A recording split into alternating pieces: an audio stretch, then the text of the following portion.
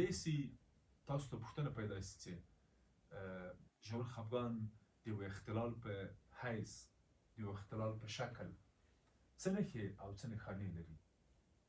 ژور خفګان هر خفګان او هر غم ته په ارواپوهنه کې موږ ژور خفګان نسو ویلی.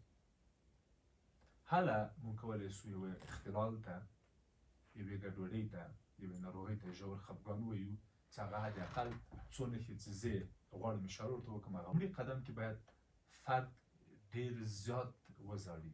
یعنې کله چې تاسو یو کس وینئ چې په ورځ کې له 2-3 ځلو نه ډېر زاړي، موږ کولی سو ووایو چې کیدای سي دغه فرد په ژور خفګان اخته سوی.